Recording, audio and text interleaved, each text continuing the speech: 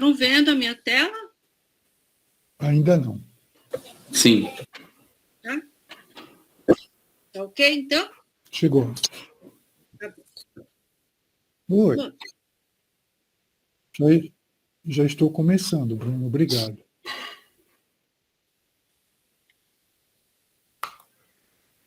Bom, então, na semana passada, a professora Adriana falou de quinolonas, e a gente hoje vai dar continuidade falando sobre as tetraciclinas.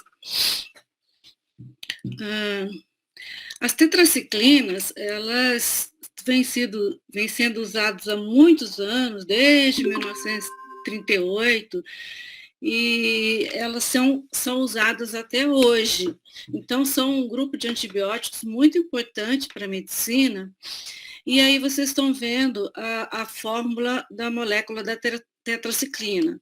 Então, ela tem esses 4 anéis de 6 elementos, são anéis hexagonais, e por causa desses 4 anéis, elas são chamadas de tetraciclinas, porque são anéis cíclicos.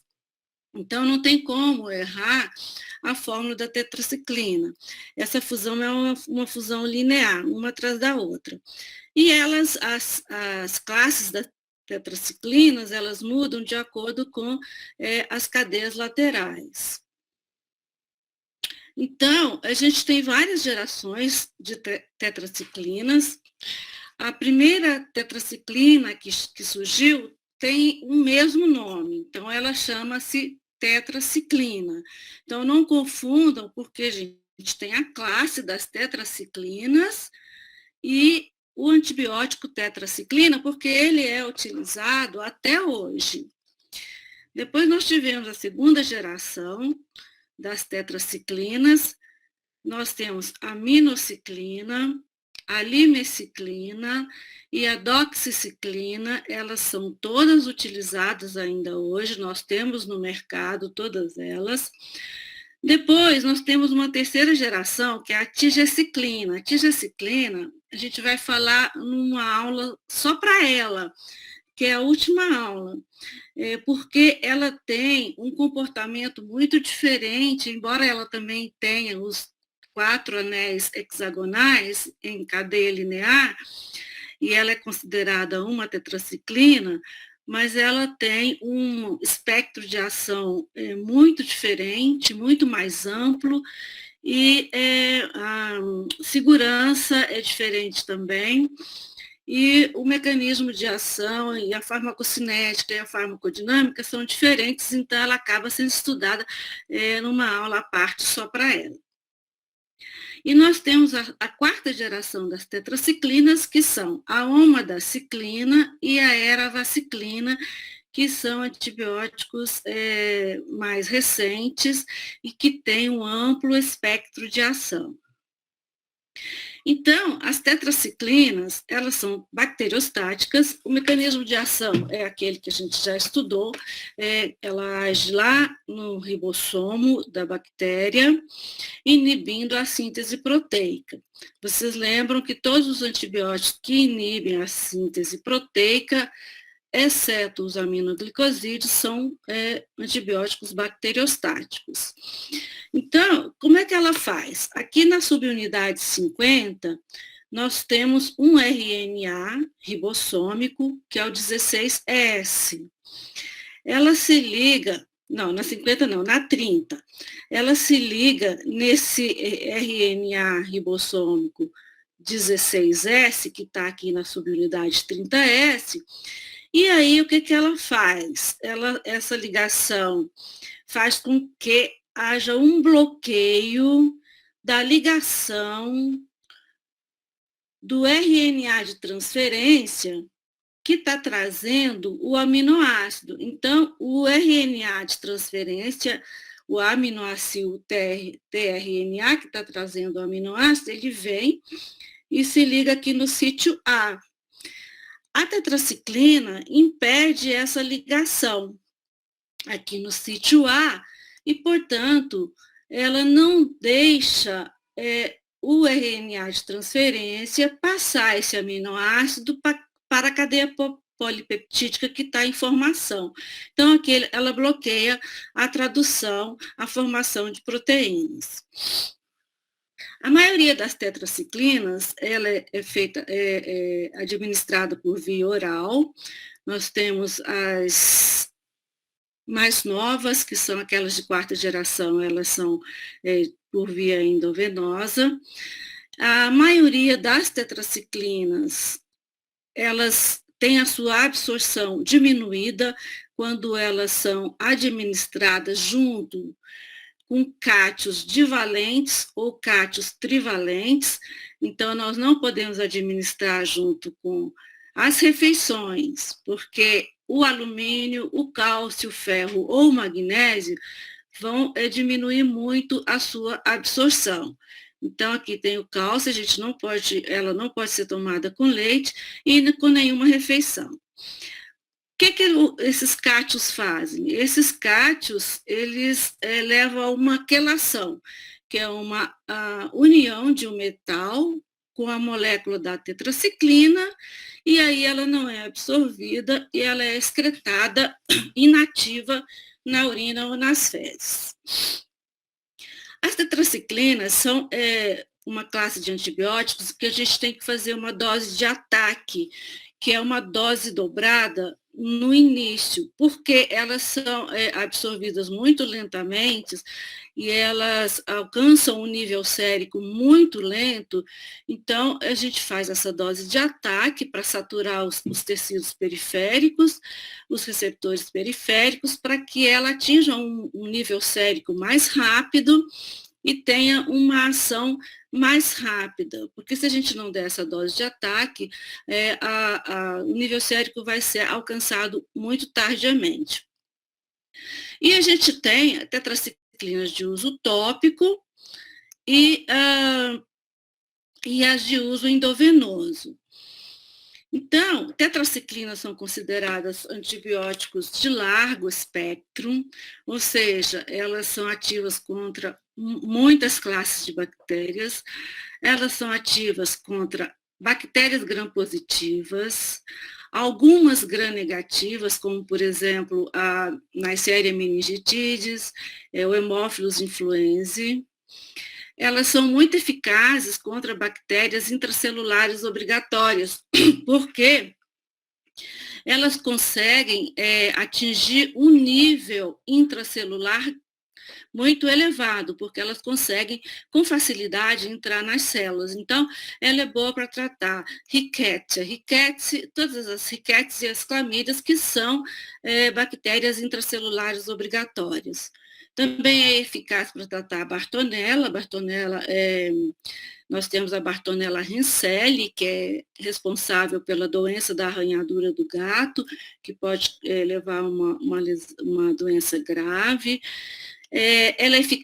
Elas são eficazes para tratamento de espiroquetas, então são potencialmente eficazes para triponema pálido, que é o agente etiológico da sífilis, embora não seja a melhor medicação para tratar a sífilis. A gente sabe que para tratar a sífilis, a melhor medicação é a penicilina, mas existem alguns pacientes que são alérgicos à penicilina, né? E alguns protozoários. Então, vocês lembram lá, quando vocês estudaram malária, a doxiciclina, que é uma tetraciclina, ela pode ser usada tanto no tratamento quanto na profilaxia da malária, quando o indivíduo vai para a área endêmica. E muitas das tetraciclinas são eficazes contra as infecções por bactérias resistentes a multidrogas, e ela pode ser usada como profilaxia para meningite tipo C, quando o indivíduo teve contato com um paciente que teve meningite por Neisseria meningitidis. Então, quando o indivíduo tem contato íntimo, por exemplo, um familiar ou um cuidador, a tetraciclina ela pode ser usada como profilaxia do desenvolvimento da meningite naquele indivíduo que teve contato. As tetraciclinas, elas se distribuem bem nos tecidos. Vocês lembram que eu falei que elas penetram muito bem dentro da célula. Elas penetram bem no líquido ascítico, da cavidade peritoneal, no líquido sinovial, então elas penetram bem nas articulações, na cavidade pleural e nas secreções brônquicas. Penetra bem dentro da célula, mas tem baixa penetração licórica. A penetração licórica não chega a 30% dos níveis séricos, é muito baixa. E dentre todas as tetraciclinas, a minociclina, por ela ser mais lipossolúvel, ela tem melhor concentração tecidual, tanto tecidual quanto na saliva, quanto na lágrima, quanto na pele, quanto nos ossos, quanto na maioria dos tecidos. A tetraciclina, ela é eliminada por filtração glomerular, então, no paciente com a creatinina alta, com insuficiência renal, nós temos que mudar ou a dose ou a frequência. Já a minociclina e a doxiciclina têm metabolismo hepático, então elas não precisam ser ajustadas na insuficiência renal, mas nós temos que tomar cuidado naqueles pacientes que usam outras drogas que também são metabolizadas no fígado. Por exemplo, elas aumentam a concentração dos anticoagulantes, da aminofilina, dos anticonvulsivantes. Então, temos que tomar cuidado, principalmente em paciente idoso. E as tetraciclinas, elas não têm propriedades só antibióticas, não. Elas têm propriedades anti-inflamatórias e imunossupressoras também. Então, hoje, a doxiciclina, ela é utilizada como adjuvante no tratamento do câncer. Como é que ela faz isso? As tetraciclinas, elas podem induzir apoptose diretamente ou combinados com outros agentes antitumorais. A doxiciclina, que é uma tetraciclina, ela tem ação cinética com agentes antitumorais, permitindo, então, a redução daquele agente principal e facilitando o uso daquele agente, diminuindo os seus efeitos adversos. Então, a doxiciclina, ela pode ser associada à cisplatina, que é um agente imunossupressor, que tem muitos efeitos adversos, e com isso permite diminuir a dose da cisplatina e diminuir os efeitos adversos. Como é que são essas tetraciclinas? Você pode manter fazer uma modificação química na molécula da tetraciclina e eliminar a ação antibacteriana dela e deixando os efeitos secundários, que são antitumorais. A doxiciclina, ela é utilizada no tratamento do câncer sem nenhuma modificação. Ela já é utilizada hoje em dia com a sua molécula original. Mas hoje existem vários estudos usando as classes das tetraciclinas, fazendo algumas modificações para que elas sejam usadas no futuro, essas drogas derivadas das tetraciclinas, nos tratamentos dos cânceres. Além disso, elas previnem angiogênese e previnem metástase, porque elas inibem as enzimas que são as metaloproteinases de matriz. Isso tem sido usado em estudos de fase pré-clínica para criarem moléculas derivadas das tetraciclinas no tratamento do câncer. E as tetraciclinas, a gente sabe que elas têm efeito anti-inflamatório também, por isso elas são medicamentos muito bons para serem usados no tratamento da acne, porque elas, além de terem uma ação sobre o Propionibacterium acnes, elas funcionam diminuindo a secreção lipídica nas células da pele e diminuindo a formação de radicais livres, funcionando como anti-inflamatórios. Só que o que aconteceu desde que foram criadas as tetraciclinas? A resistência a elas tem aumentado, principalmente em relação à tetraciclina, a tetraciclina propriamente dita, que foi o primeiro antibiótico dessa classe. Então, a gente tem uma prevalência alta, em torno de 70% de Escherichia coli, produtora de beta-lactamase, de espectros tendidos, são resistentes a tetraciclinas. quase 50% das Klebsiellas também. Então, a tetraciclina mesmo, ela não pode ser usada no tratamento de bactérias gram-negativas, enterobactérias, mas aquelas tetraciclinas da quarta geração, elas já recuperaram essa ação sobre os gram-negativos. E as porcentagens globais de resistência à tetraciclina foram quase 9% para os estafilococcus aureus, meticilino resistentes, e quase 25% para o Streptococcus pneumoniae. Então, quando a gente vai tratar a infecção pelo Staphylococcus aureus ou Streptococcus pneumoniae, nós temos que monitorar esse paciente caso eles estejam tendo uma doença causada por um desses micro-organismos resistentes a elas. Então, falando cada uma delas, a tetraciclina propriamente dita, que é a primeira tetraciclina que foi criada, ela teve o mesmo nome, é a tetraciclina de primeira geração. Então, o que ela tem de positivo? Ela atravessa a membrana celular, então ela tem excelente atividade contra bactérias intracelulares, como a Rickettsia e a Clamídia. Ela é de largo espectro, sim, ela é potente contra bactérias gram-positivas, embora a resistência tenha aumentado, e gram-negativas, incluindo pneumonias e outras infecções do trato respiratório. Elas são boas para serem usadas nas infecções da pele e na acne, não só pelo seu efeito antimicrobiano, mas também pelo seu efeito anti-inflamatório, e pode ser usado em pacientes com alergia à penicilina. Mas elas têm também os seus pontos negativos. Como eu disse antes, ela forma complexos insolúveis com os íons metálicos, tanto os divalentes quanto os trivalentes, e tem a sua absorção reduzida. Então, ela só pode ser tomada 1 hora antes ou 2 horas após as refeições, porque as refeições vão diminuir a sua absorção e elas não vão alcançar nível sérico adequado. E devido ao fato dela ter sido muito consumida ao longo dos anos, as tetraciclinas são o terceiro antibiótico mais consumido no mundo, só perde para a penicilina e para as quinolonas. O aumento do número de bactérias resistentes vem acontecendo.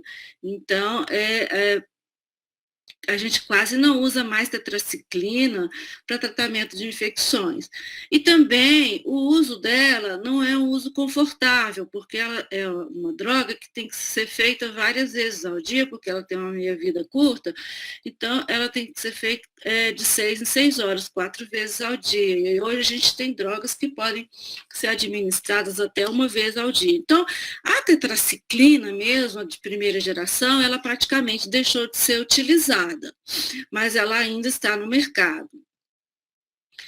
A minociclina, que é uma tetraciclina de segunda geração, ela é 6 vezes mais potente que a tetraciclina, ela é muito usada para infecções de pele, inclusive a acne grave.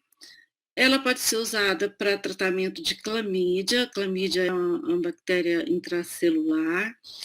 Ela pode ser usada para erradicar Neisseria meningitidis e pode ser usada para prevenção de meningite naquelas pessoas que tiveram contato com pacientes com meningite. Ela também tem a sua absorção diminuída quando é ingerida junto com os cátios divalentes e trivalentes, então não pode ser usada junto com antiácidos e tem que ser usada fora das refeições, pelo menos 2 horas antes ou depois das refeições. Nós temos no mercado o Minomax, que quem usa muito o Minomax é a Dermato para tratar a acne, e ele tem uma posologia mais confortável do que a tetraciclina. O Minomax, ou cloridato de minociclina, pode ser feito 2 vezes ao dia, numa dose de 100 miligramas, 2 vezes ao dia. A minociclina, como ela tem um metabolismo hepático pelo complexo citocromo P450, ela diminui o efeito dos anticoncepcionais orais, porque ela ativa a P450 e aumenta o metabolismo dos anticoncepcionais orais. Então, ela não pode, quem estiver fazendo uso da aminociclina, tem que fazer um uso adicional de anticoncepcional para evitar a gravidez. E a aminociclina, como a tetraciclina, como ela tem um tropismo pelo cálcio, ela pode afetar o desenvolvimento ósseo e no feto e dentário no recém-nascido, no lactente, cuja mãe fez uso na gravidez e também nas crianças pequenas, por isso ela não pode ser usada nem na gravidez, nem em crianças com menos de 8 anos, porque além do desenvolvimento ósseo, ela pode causar manchas nos dentes, manchas escuras nos dentes e manchas escuras na esclera também. Elas se depositam na esclera, formando manchas escuras. Lembrar que a aminociclina é uma daquelas drogas que podem causar lúpus induzidos por drogas. Lembram que a hidralazina pode causar lúpus induzido por droga. A aminociclina é uma delas. Uma das principais drogas que podem causar lúpus induzidos por drogas.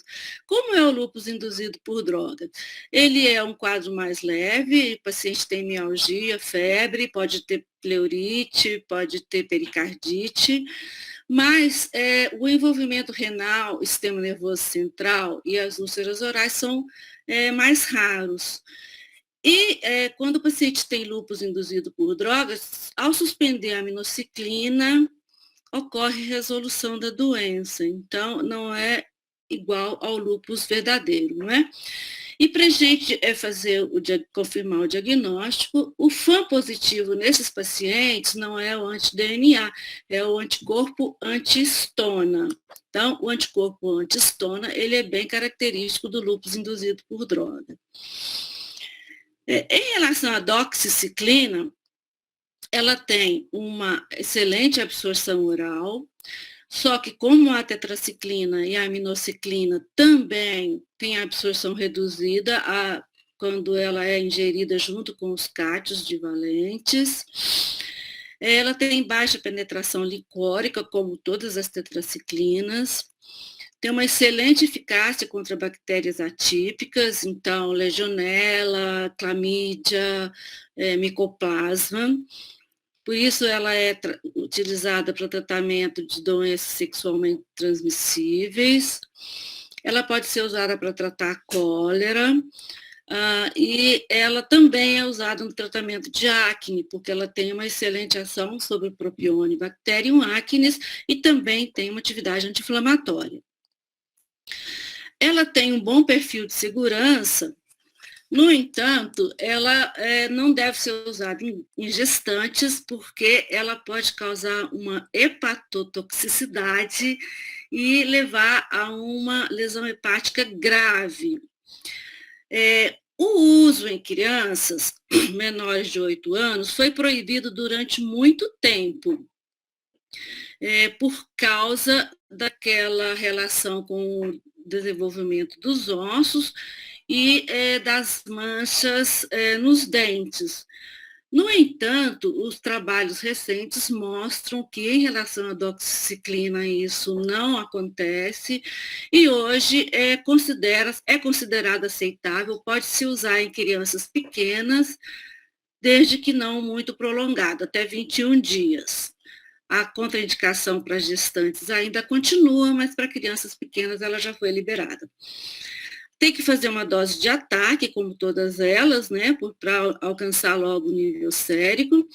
E a seguir são 100 miligramas a cada 12 horas ou a cada 24 horas.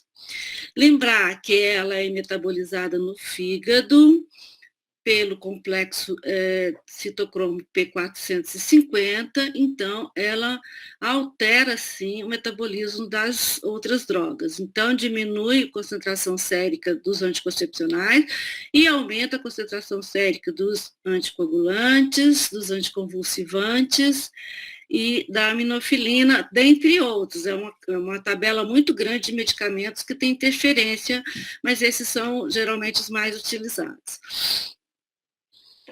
Então, em relação às tetraciclinas, ela é uma droga de escolha no tratamento da febre maculosa. A febre maculosa é uma doença causada pela bactéria Rickettsia rickettsii. A Rickettsia é um bacilo gram-negativo, então aí as tetraciclinas agindo sobre os gram-negativos. A Rickettsia é uma bactéria obrigatoriamente intracelular e ela é transmitida por carrapatos. Esses carrapatos geralmente são carrapatos das capivaras, ou carrapatos, lá nos Estados Unidos, são carrapatos de cachorros, que é a doença das montanhas rochosas. Aqui no Brasil nós temos a febre maculosa, causada pela Rickettsia rickettsii, e a rickettsiosi, que é a doença causada por elas, a gente tem que tomar cuidado para não confundi-la com dengue, porque ela é uma doença bacteriana que tem tratamento, e sem tratamento ela evolui de forma grave, com insuficiência renal e lesão do sistema nervoso central, ela pode dar uma meningoencefalite. Então, como ela vem como uma doença febril, com cefaleia, com dor muscular e geralmente tem uma erupção cutânea, a tendência é nós confundirmos com dengue. Então, a epidemiologia é importante e, em caso de suspeita, a gente pode pedir a sorologia, mas ela não é positiva na fase precoce, porque nós vamos dosar anticorpos, eles levam um tempo para serem produzidos. Então, na fase aguda, tardia ou na convalescente, a gente vai poder dosar os anticorpos. Mas nós precisamos fazer o diagnóstico porque nós temos que tratar a doxiciclina, que é uma tetraciclina, é um tratamento de escolha. E aí o paciente evolui bem com tratamento com doxiciclina. Sem tratamento, o paciente tende a evoluir mal. A diferença da dengue é que a febre maculosa costuma ter essa lesãozinha aqui, que forma uma crosta enegrecida no centro, que é por causa de uma vasculite. A Rickettsia rickettsii, ela causa uma vasculite, e na dengue a gente não tem essa lesão com uma crosta enegrecida.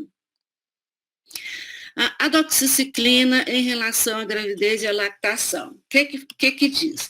Então, antigamente, ela ainda é classificada como categoria D na gravidez, ela é proibida na gravidez ainda pelo FDA, devido aos efeitos graves. Então, isso era o que dizia o FDA: teratogenicidade, descoloração dos dentes e hepatotoxicidade materna fatal. Só que, apesar dela ser classificada como classe D no FDA, o próprio FDA sempre aprovou o uso da doxiciclina após exposição a agentes de ameaças biológicas. E um deles é o Bacillus anthracis. O outro é a Rickettsia rickettsii, porque a Rickettsia rickettsii também, que causa febre maculosa, ela é considerada uma arma biológica, porque ela se transmite muito facilmente através do ar. Então, é uma bactéria de transmissão muito rápida e fácil pelo ar, por isso ela é considerada arma biológica. Então, mesmo o FDA considerando classe D na gravidez, ela já liberava a doxiciclina em caso de exposição a agentes de ameaças biológicas, e isso inclui a Rickettsia rickettsii, causadora da febre maculosa. No entanto, o que aconteceu? Em 2017, teve uma revisão sistemática usando a doxiciclina em mulheres grávidas, grávidas, que revelou um perfil de segurança diferente daquele da tetraciclina. A tetraciclina é totalmente contraindicada, não só na gestante, como em crianças menores de 8 anos. Então, essa revisão sistemática mostrou que a doxiciclina não tinha esses efeitos adversos como tem a tetraciclina, e que ela não tem uma correlação com efeitos teratogênicos na gravidez ou coloração dentária em crianças. E a doxiciclina, ela ainda hoje ela é proibida na gestante, não por causa dos efeitos no feto, mas porque na gestante todas as tetraciclinas podem levar a uma hepatotoxicidade e lesão hepática grave.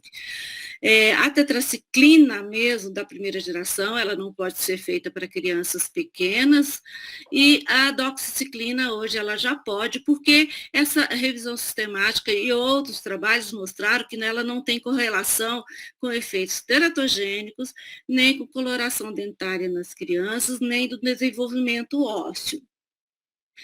E lembrar que todas as tetraciclinas, elas podem penetrar no leite e elas podem alcançar níveis significativos no leite, só que nenhuma delas é contraindicada na amamentação. Por quê? Porque o leite, ele tem cálcio, e a gente viu lá atrás que o cálcio forma ligações com a doxiciclina e não deixa ela ser absorvida. Então, elas não são absorvidas quando a criança amamenta aquele leite com a tetraciclina. Então, ela não vai alcançar níveis séricos. Mas a criança que é amamentada de uma mãe que está usando tetraciclina, ela tem que ser monitorada, porque a doxiciclina ela não é absorvida, mas ela vai para o sistema digestório do paciente, do bebê. Então, ela pode agir ali, matando a flora bacteriana normal e levando a diarreia, não só diarreia, mas infecção por fungos, como candidíase, por ação sobre a flora intestinal da criança. E a doxiciclina, a gente sabe, ela pode ser usada na quimioprofilaxia da malária, é uma das drogas preferidas para usar para quimioprofilaxia daquelas pessoas que vão viajar para áreas endêmicas de malária. Aqui no Brasil não é indicado quimioprofilaxia para malária, porque todas as áreas endêmicas têm acesso rápido a um centro de diagnóstico, então o Ministério da Saúde não recomenda. Mas quando o indivíduo vai para a África, para uma outra área endêmica fora do país, tem indicação de fazer a quimioprofilaxia, e ela tem que ser começada 1 a 2 dias antes de viajar. Ela tem que ser usada durante todo o tempo que o indivíduo estiver lá na área endêmica. A dose é um comprimido de 100 miligramas por dia, uma vez ao dia. E ela tem que ser usada quando o indivíduo voltar, por mais 4 semanas. Por quê? Porque a doxiciclina, ela não impede a infecção, porque ela não tem ação contra os esporozoítos. Ela impede apenas aquela fase sanguínea da malária, que é a fase de esquizonticidas. Então, ela só tem ação sobre os esquizonticidas. Portanto, ela não impede a infecção pelo plasmódio e ela nem tem ação sobre os hipnozoítos, que são aquelas formas latentes no fígado por plasmódio viva, que são plasmódio ovário. Então, se o paciente for para a área endêmica tomando doxiciclina, ele pode adquirir a infecção. Por isso, mas ele não vai desenvolver a doença. Por isso que quando ele volta, a gente tem que usar mais 4 semanas, 1 mês, para dar tempo daquele esporozoíta deixar de sobreviver no fígado e dar tempo de matar o plasmódio que o indivíduo eventualmente tenha adquirido na área endêmica. Por isso que a gente tem que continuar usando um tempo depois. Bom, em relação à limeciclina, a limeciclina também é uma tetraciclina de segunda geração, ela é um profármaco da tetraciclina. Ela tem uma excelente ação contra o Propionibacterium acnes e ela tem ação anti-inflamatória, como eu já tinha falado antes, portanto, por isso ela é usada na acne, ela tem uma potência muito maior do que a tetraciclina. Nós temos no mercado com o nome de Meciclin ou Tetralizal, vocês devem conhecer, principalmente as pessoas, quem teve acne na adolescência deve ter usado.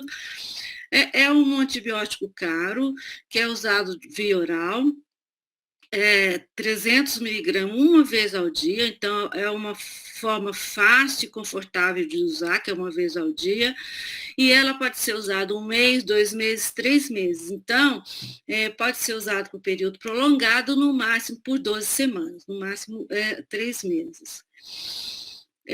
Cerca de 30% da dose oral é excretada sem metabolismo na urina. E os efeitos adversos de uso clínico são os mesmos da tetraciclina. Então, ela tem aqueles efeitos adversos da tetraciclina, que geralmente são náuseas, vômitos, dor abdominal, diarreia. Porém, a limeciclina ela é muito mais tolerada do que a tetraciclina. Então, vocês vejam que hoje a gente tem tetraciclinas muito melhores e que tem um uso muito mais fácil de uma vez ao dia, por isso a gente praticamente deixou de usar a tetraciclina, embora ela esteja no mercado e embora ainda se use, porque a tetraciclina ela é um antibiótico barato, a limeciclina é um antibiótico muito caro. E as tetraciclinas de quarta geração? Nós temos a omadaciclina, que é o Nizira.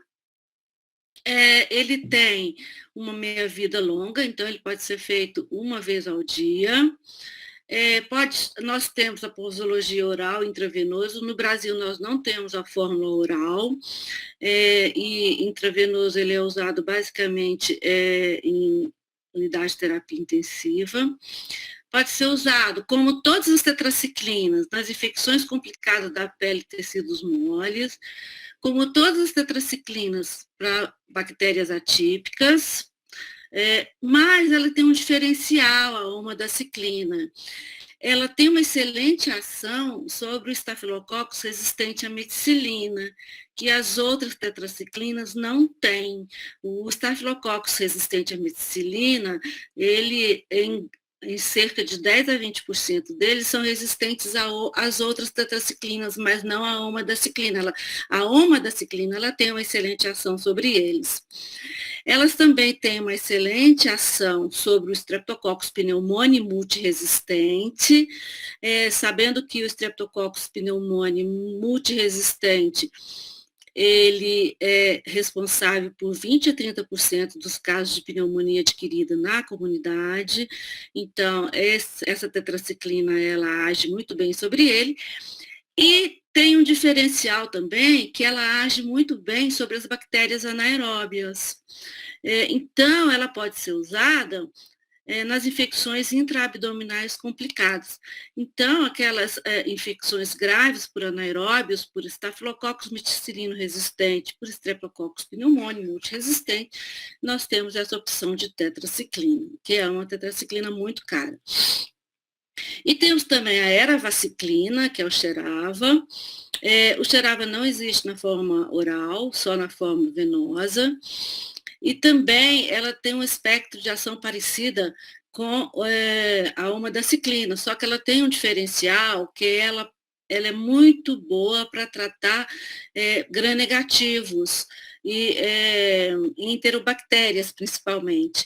Então, ela pode ser usada nas infecções intraabdominais, porque ela tem uma boa ação sobre os anaeróbios, principalmente os bacteroides SP, e pode ser usada nas infecções trato urinário complicadas, as pielonefrites, sepsis, porque ela tem uma boa ação sobre as enterobactérias, principalmente Escherichia coli, e também tem uma boa ação sobre o Acinetobacter, e e Acinetobacter produtor de beta-lactamase de espectro estendido, de carbapenase e de as metalobeta-lactamases.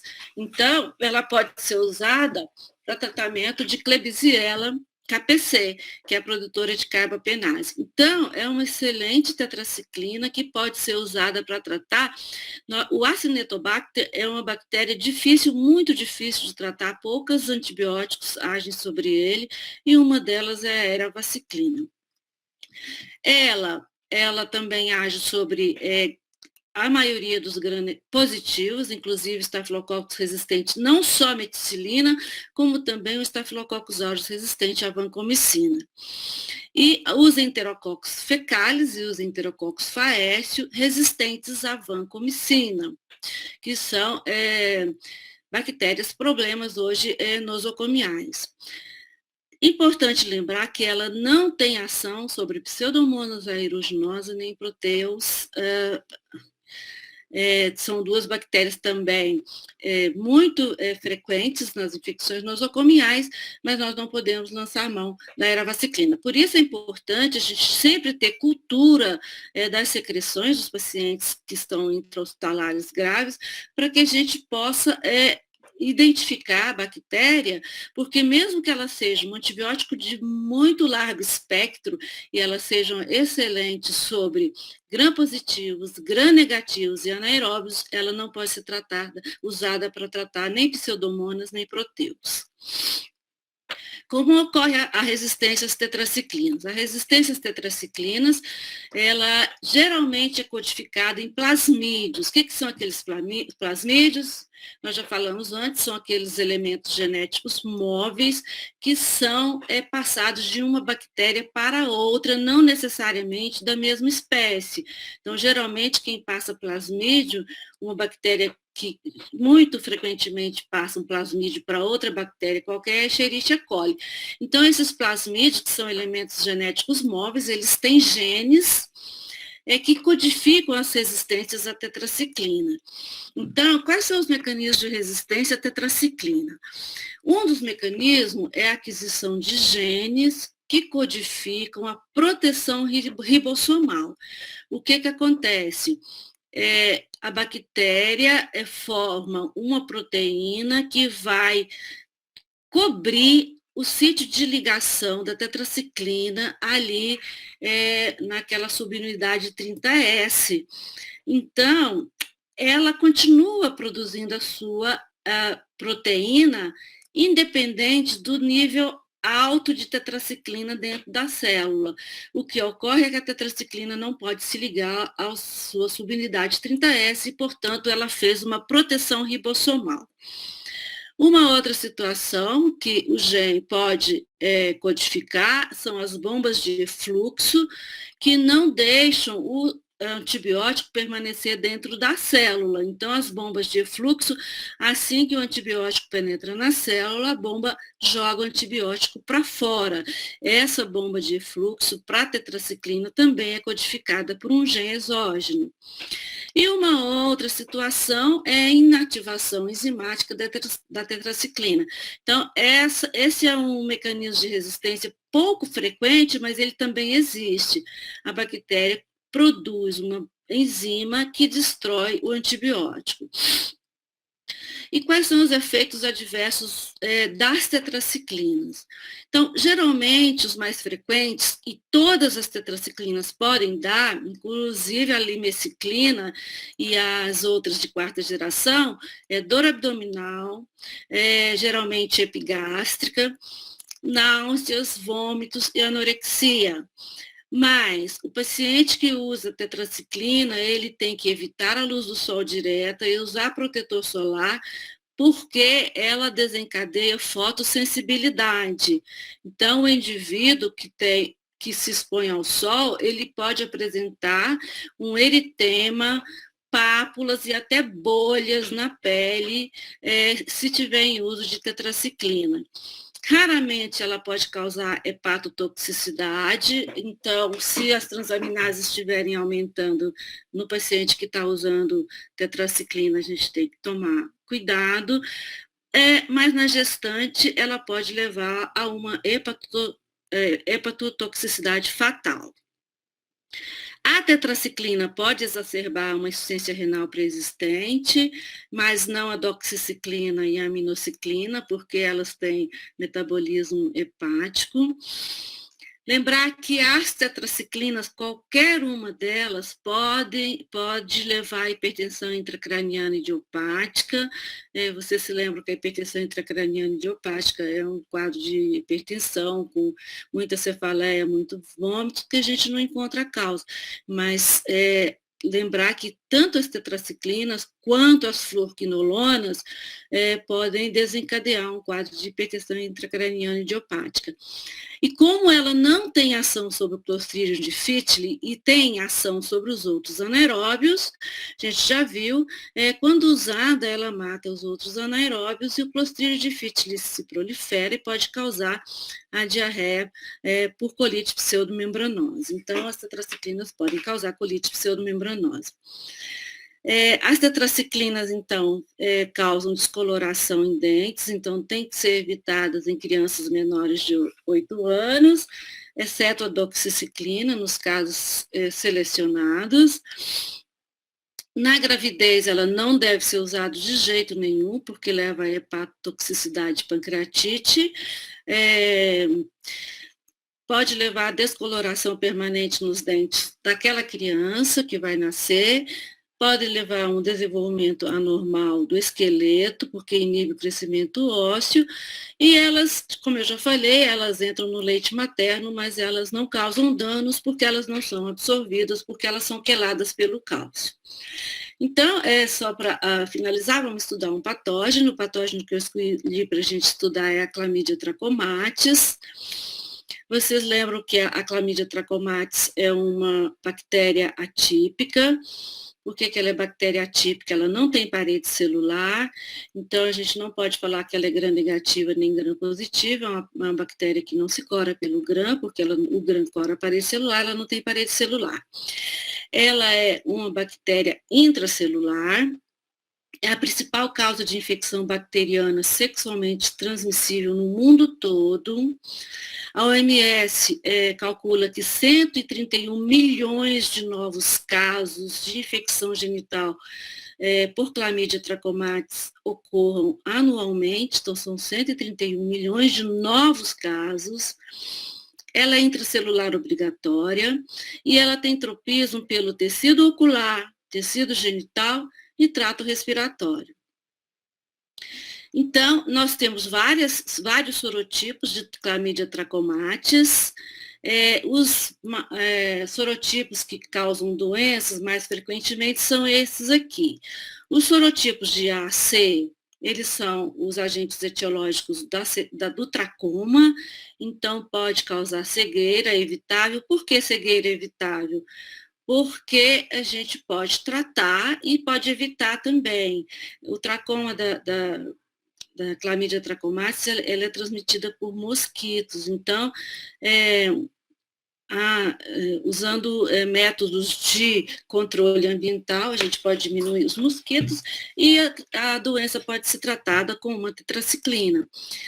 Os sorotipos de DAK são os sorotipos que causam as infecções sexualmente transmissíveis. Os de L1 a L3, eles têm tropismo pelo sistema linfático, então são aqueles que causam o linfogranuloma venéreo ou, em alguns raros casos, o linfoma invasivo. Então, o que acontece? A clamídia, ela é intracelular e, por isso, ela se esconde da destruição pelo sistema imune por muito tempo. Então, no trato genital superior, principalmente da mulher, ali no colo uterino, no cérvix uterino, ela pode ficar muito tempo dentro da célula e causar uma infecção crônica ali, ou em alguma situação levar a uma doença inflamatória pélvica.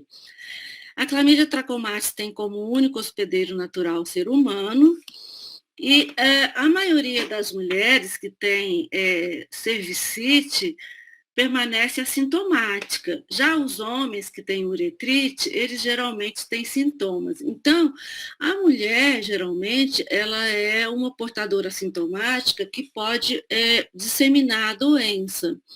O homem também pode disseminar a doença, mas como ele geralmente apresenta secreção uretral, ele procura tratamento. A clamídia é uma das principais causas da doença inflamatória pélvica, como eu já falei, ela fica ali latente dentro da célula do colo uterino por muito tempo, podendo ficar sem tratamento aqui, ó, sem tratamento, até 50% das mulheres continuam infectadas por mais de um ano.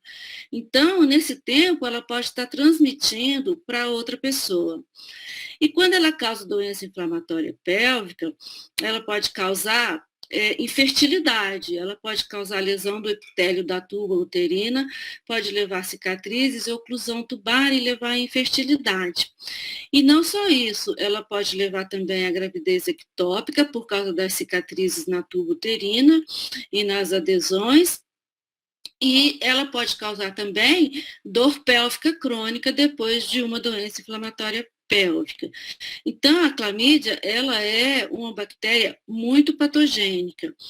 Ela pode causar, na gravidez, uma infecção ascendente, a gestante com clamídia, na sua célula, pode apresentar uma corioamnioniite, pode levar à ruptura prematura de membranas, infecção neonatal, pode causar infecção no feto, levar a parto prematuro e causar endometrite pós-parto na puérpera.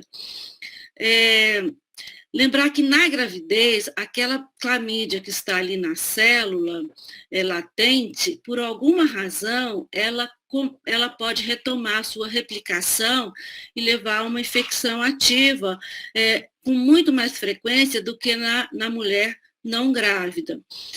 Em homens, ela pode complicar com epididimite e artrite reativa. Lembrar que ela pode dar artrite reativa não só no homem, como na mulher também, que é aquela artrite que não é infecciosa, mas ela é causada por uma infecção à distância e uma reação do sistema imune levando à artrite. A gente não encontra clamídia na articulação. E como é que a gente trata a infecção urogenital? É muito fácil, a gente pode tratar, a droga de escolha é a azitromicina, que é um macrolídeo, né? Então, a azitromicina, a gente viu quando estudou os macrolídeos, a gente pode usar 1 grama em dose única e trata a infecção. Ou então, a gente pode usar uma tetraciclina, no caso a doxiciclina, 100 miligramas 2 vezes ao dia, lembrar que a primeira dose é dobrada, que é a dose de ataque, por 7 dias, então é uma infecção fácil de tratar.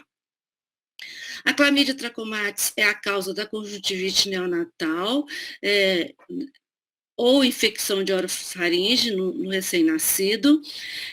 Ela causa conjuntivite neonatal ou infecção de orofaringe durante a transmissão no parto, quando a mãe é portadora da clamídia, geralmente a mãe ela é portadora da clamídia de forma assintomática. E a conjuntivite neonatal por clamídia, ela aparece 5 a 12 dias após o nascimento, ao contrário da conjuntivite por Neisseria gonorreae, que aparece antes, lá para o segundo, terceiro dia, a gente já tem sintomas quando é Neisseria gonorreae. Quando é clamídia trachomatis, demora um pouco mais, demora de 5 a 12 dias. E esse paciente com infecção neonatal por clamídia, ele tem que ser tratado com medicação sistêmica, porque ele tem a clamídia na orofaringe, e ele pode evoluir mais tarde, 1 ou 2, 3 meses depois, com uma pneumonia subaguda grave, porque ele tem a clamídia no trato respiratório superior. Por isso, a gente trata de forma sistêmica. Então, eu botei um casinho clínico aqui, só para terminar. Um paciente masculino de 26 anos, solteiro, queixa-se de disúria. Dor para urinar, há uma semana após uma relação sexual desprotegida. Relata discreta secreção uretral mucoide e nega febre. Então, um paciente masculino com disúria, com epidemiologia para IST, com uma secreção uretral, qual a nossa principal hipótese diagnóstica? É uretrite não gonocócica, por Chlamydia trachomatis, né? A Chlamydia trachomatis que causa a uretrite não gonocócica são aquelas cepas de D a K. Por que a gente não pensa em gonococo aqui? Porque a secreção é discreta e é mucoide. Na uretrite gonocócica, nós temos uma secreção profusa, ela não para de descer, é o tempo todo, e ela é uma secreção purulenta. Então, se a gente tem uma secreção discreta e mucoide, não é gonococo, é provavelmente a Chlamydia trachomatis. Então, que exames a gente pediria para esse paciente? A uretrite, tanto a gonocócica quanto a uretrite por clamídia, a gente faz diagnóstico clínico, por história e exame físico. Então, isso já nos autoriza a tratar esse paciente. Mas, então, se eu não tenho nada para fazer, onde eu estou atendendo aquele paciente, eu trato imediatamente. Dependendo da disponibilidade de testes no local do atendimento, eu posso fazer alguns exames. Então, por exemplo, esse paciente tem disúria. Vamos supor que eu tenha suspeitado de infecção urinária para ele, e não uma infecção sexualmente transmissível. Vamos supor que eu suspeitei de infecção urinária e peço um EAS. Como vem esse EAS desse paciente, exame sumário de urina? Como ele vem? Ele vem com leucocitúria, sem bacteriúria. Por quê? Por que a gente não vê bactéria? Porque a clamídia ela é intracelular, ela não vai estar na urina. Então, a gente vê só os leucócitos. Então, sempre que a gente tem disúria, um EAS com muitos leucócitos, ou seja, eu tenho um processo inflamatório, mas eu não vejo bactéria, eu já tenho que ter uma forte suspeita que esse paciente tem uretrite por Chlamydia trachomatis e isso já me autoriza a tratar. Considerando que é uma infecção grave, o tratamento é muito fácil de fazer e barato. Eu posso fazer uma coloração de GRAM? Se eu tiver disponível, será muito útil. Será muito útil por quê? Porque eu não vou ver o gonococo lá. Então, se eu não visualizo o diplococo gram-negativo, eu sei que aquilo não é infecção por Neisseria gonorrhoeae.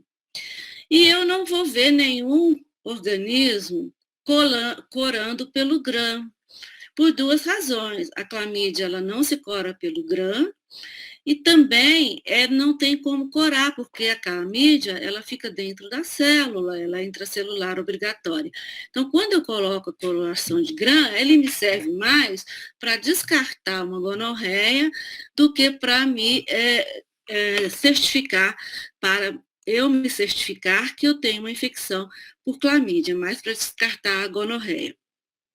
Agora, se eu quero fazer o diagnóstico definitivo, eu posso colher a secreção desse paciente, a gente colhe com aquela escovinha, a mesma escovinha que se colhe aquela secreção do cérvix uterino na mulher. Então, com aquela escovinha eu posso colher a secreção e fazer captura híbrida para pesquisar clamídia. Captura híbrida é um método muito sensível, que tem uma sensibilidade maior de 90% para clamídia.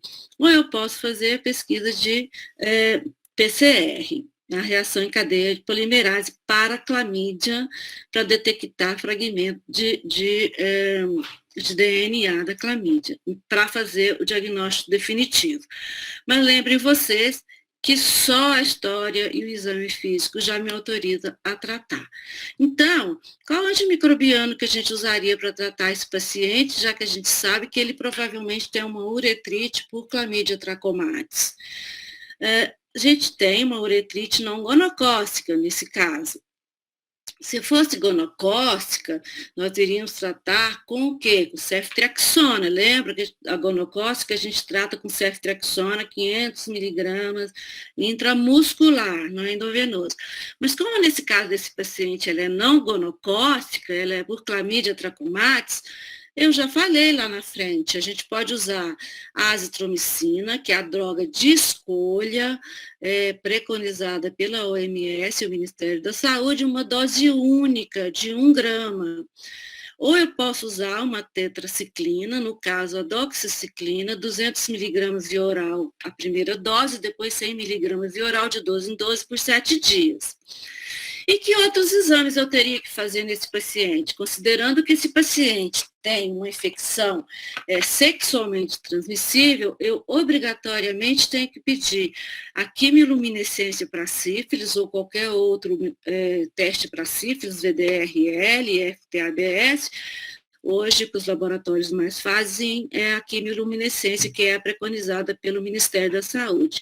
E eu tenho que fazer também sorologia para HIV 1 e 2. Então, sempre que eu me vejo diante de uma doença sexualmente transmissível, eu tenho que pesquisar sífilis e HIV. E qual é o prognóstico? O prognóstico não tratado é muito ruim, a gente pode ter infertilidade, artrite reativa, a tríade da uretrite reativa. Qual é a tríade da uretrite? É conjuntivite, artrite e uretrite, né? Então, a gente pode ter infertilidade tanto no homem quanto na mulher, a gente pode ter artrite tanto no homem quanto mulher. A artrite reativa, antigamente, era chamada de síndrome de Reiter, hoje não mais. E é necessário tratar o parceiro sexual sempre, sempre, porque os indivíduos sexualmente ativos comumente são reinfectados pelos parceiros não tratados. Então, sempre que eu estiver diante de uma paciente com uretrite, seja gonocócica ou não gonocócica, eu tenho que tratar o parceiro sexual, porque se eu não tratar, ele vai ser reinfectado. Então, era isso que eu tinha para falar sobre as tetraciclinas. Se alguém tiver alguma pergunta, eu estou aqui disponível. Muito obrigada.